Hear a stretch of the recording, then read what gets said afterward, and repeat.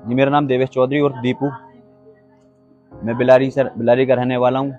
तहसील मुरादाबाद, जिला बिलारी। आपने कुछ दिनों से सोशल मीडिया पर एक वीडियो देखा होगा जिसमें कि कुछ मुस्लिम छात्राएं हिंदू छात्रा को, जो नाबालिग छात्र है, उसे बुर्का पहना रही हैं और कह रही हैं पहन ले अच्छी लगेगी। उसके मना करने के बाद भी वो छात्राएं कहती हैं पहन ले अच्छी लगेगी। ये पूरी वारदात कॉलोनी में लगे सीसीटीवी कैमरे पर रिकॉर्ड हो गई। सीसीटीवी कैमरे में वॉइस रिकॉर्डिंग भी लगी थी जिसमें कि पूरी वारदात रिकॉर्ड हो गई। इस संज्ञान में आपको बताना चाहता हूं कि वो बुरखे वाली पहनने वाली लड़की और कोई नहीं, मेरी छोटी बहन थी। अब बुरखा पहनाने के बाद मुझे पता लगा, मेरे पैरों के नीचे की जमीन हिल गई, क्योंकि मेरी हिंदू बहन वो बुरखा क्यों पहनेगी, ये बात मुझे पता लगा। मैंने घर जाकर उससे पूछा तो उसने पॉइंट बाई पॉइंट सारी बातें बताई। बात ये थी कि मेरी एक बहन है, कक्षा 11 में वो एक स्कूल में जाती थी। वहाँ एक मुस्लिम लड़की थी जिसका नाम नहीं खोल सकता। वो मेरी बहन के पास आके बैठती थी, कहती थी दोस्ती कर लो, दोस्ती कर लो। मेरी बहन को मैंने पहले ही मना कर रखा था, मैंने कि स्कूल जाओ और घर आओ, किसी से कोई दोस्ती नहीं, कुछ नहीं।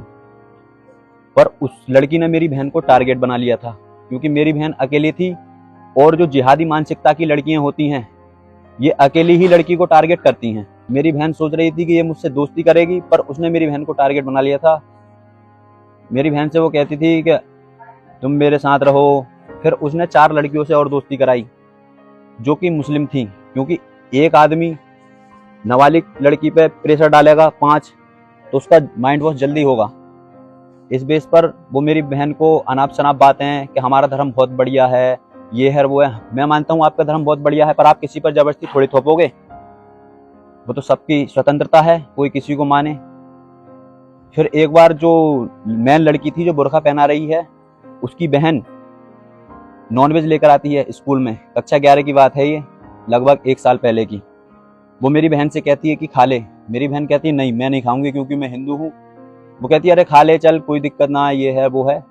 मेरी बहन ने कि ना, तो वो कहती है अरे तुम हिंदुओं में क्या है, तुम्हारे यहाँ तो शनिवार सोमवार मंगल इस दिन न खाते हैं, हम तो मुसलमान हैं, हमारे यहाँ हर दिन बनता है, हर त्योहार पे बनता है, माशाल्लाह बहुत मजा आता है, ये है और वो है, और हम बुर्का पहनकर कहीं भी घूम सकते हैं, कहीं भी आ जा सकते हैं, हमें खुली आज़ादी है। मतलब उसकी प्लानिंग जो थी वो शुरू से ही एक धर्मांतरण वाली, एक जिहाद वाली थी। मेरी बहन के मना करने के बावजूद भी उसने कहा चल तरी तरी खा ले। मेरी बहन ने कहा ना, मैं क्यों खाऊं, जब मैं खाती नहीं तो क्यों खाऊं, कोई बात नहीं। इसके बाद उसका ये, अगर वो मेरी बहन खा लेती तो उसका टारगेट पूरा था, पर ना खाया तो वो मजाक में ले गई, कह रही थी कि मजाक कर रही हूँ। अब इसके बाद कक्षा 12th में आ जाती है मेरी बहन।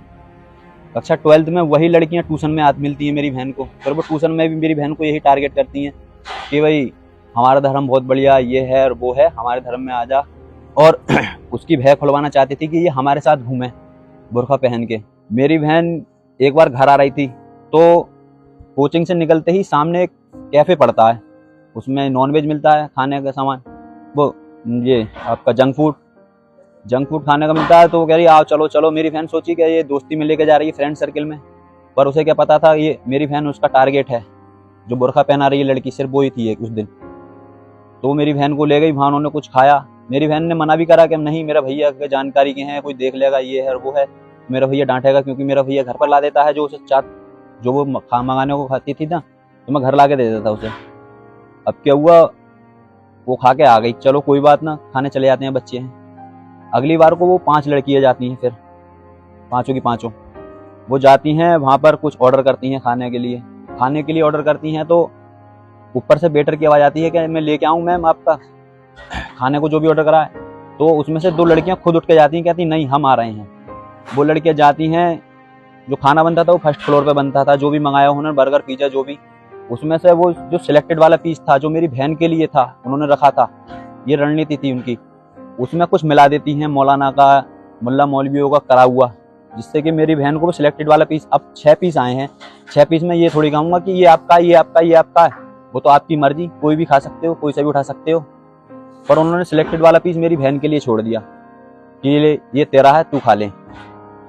वहाँ से वो मेरी बहन ने खाया, वहीं से मेरी बहन का दिमाग फिरना चालू हो गया। मतलब इन्होंने ऐसा कर दिया कि उसकी सोचने समझने की क्षमता बिल्कुल खत्म हो गई। घर पर भी मैंने नोटिस करा, वो चिड़चिड़ी रहने लगी, लेट उठना, घर वालों से चिड़चिड़ी बात करना और तू तड़ाकर बोलना। मैंने कहा चलो कोई बात नहीं, परीक्षा पास आ रही है, पेपर की वजह से थोड़ा माइंड ऐसे ही होगा उसका डिस्टर्ब। फिर उसने पूजा पाठ भी करना बंद कर दिया कुछ दिनों से। अब ये बहुत सी ऐसी बातें हुई कि आपको मैं बता रहा हूँ सारी, आप समझ नहीं सकते हो, क्योंकि उनके बस में थी वो बहन मेरी, उस पर उन्होंने काला जादू करा दिया। उसके बाद ही फिर वो लड़की मेरी बहन को एक बार नकाब दिलवा कर लाई थी। वो तो पूरे उसके चांस थे कि इसे कैसे न कैसे मैं कन्वर्ट करूं अपने धर्म में, कैसे न कैसे वो नकाब दिलवा कर लाई। फिर उसके ही कुछ दिन बाद नकाब दिलवाने के ये बुरखे वाली घटना होती है। बुरखे वाली घटना ऐसे होती है, एक ट्यूशन पढ़ के दूसरे ट्यूशन की छुट्टी थी तो मेरी बहन को उसने कहा कि आज और कहीं चल रहे हैं, खाने पीने का रेस्टोरेंट है आनंद स्वीट्स, वहाँ मेरी बहन को ले गए। वो मेरी बहन ने मना करा कि मैं नहीं जा रही, ये है वो है, क्योंकि मैं उधर से जाती हूँ, मेरे भैया की दुकान पड़ती है। तो उन्होंने कहा कि अरे रुक जा, कि तेरे भैया भी ना देखेंगे तुझे, मैं ये बुरखा लेके आई हूँ, मेरी मम्मी का बुरखा रफू कराने के लिए लाई हूँ, ये बुरखा पहन ले तू। मेरी बहन ने मना करा कि नहीं मैं हिंदू हूँ, मैं क्यों पहनूं। अब मेरी बहन नाना करते हुए भी, क्योंकि मेरी बहन का दिमाग उनके बस में था, तो मेरी बहन ने कहा नहीं मैं नहीं पहनूंगी। उन्होंने कहा पहन ले। जब एक सिंगल पर्सन पर जो कि नाबालिग है उस पर 5 जने प्रेशर डालेंगे तो उसका कहीं ना कहीं, और पहली बात उनका, मेरी बहन का दिमाग भी उनके कब्जे में था, तो मेरी बहन को वो जबरदस्ती बुरखा पहना देती हैं कि पहन ले, अच्छा लगेगा अपने हाथ से। बुरखा पहनाने के बाद उन्होंने देखा अरे यहाँ तो कैमरा लग रहा है, तो वो मेरी बहन को पेड़ की आड़ में ले जाके वहां पे उसके चेहरे पर नकाब बांधती हैं। नकाब बांधने के बाद वो आनंद स्वीट्स पर जाती हैं, वहां कुछ खाती हैं, खाना खाने के बाद वो लौट कर आती हैं, किसी अनजान घर में बुरखा उतारती हैं और मेरी बहन को घर भेज देती हैं। घर जाते जाते मेरी बहन की थोड़ी बहुत सोचने समझने की क्षमता जो बची थी, उनने अपना दिमाग लगाया कि अरे आज मैं कुछ गलत काम कर आई। तो मेरी बहन एक नाला खुद रहा था, उसमें वो नकाब निकालती है और नकाब उसमें फेंक देती है। नकाब फेंकने के बाद वो घर आती है।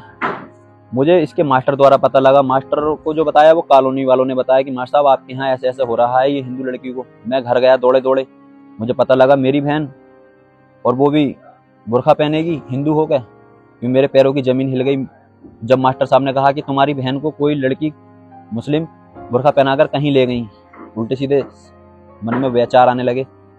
मैंने उससे पूछा, उन्होंने पूरी बात ऐसे ऐसे बताई कि भैया मैं ऐसे ऐसे इसके टच में ही, और अब महादेव की इतनी बड़ी कृपा रही बाबा नीम करोली की कि ये आगे अगर हमें ना पता लगता तो आगे ये प्रकरण क्या हो सकता था। आगे ये मेरी बहन को ले जाकर कहीं बेच सकते थे या अपने भाई से मिलवा सकते थे, क्योंकि आज तो ये सामने पहले खाना खाने सामने जाते थे, फिर उसके बाद आगे जाने लगे 2 किलोमीटर, फिर उसके बाद थोड़ी और आगे ले जाते, कहीं ले जाके मेरी बहन को गायब कर देना करना, इनका पूरा वही मैटर था। और मेरी बहन को भी समझ में नहीं आया, क्योंकि उसका दिमाग ही इनके कब्जे में था, इन्होंने ब्रेन वॉश कर दिया, प्लस काला जादू करा दिया। तो महादेव की कृपा रही कि मैं बच गया। मेरी बहन कहीं गलत नहीं, किसी के गलत किसी के साथ पकड़ी है क्या, कोई गलत आपत्तिजनक स्थिति पकड़ी है कि नहीं, तो मैंने कि उसे टारगेट करा था और उसके लिए हम खड़े हैं, जो होगा देखा जाएगा।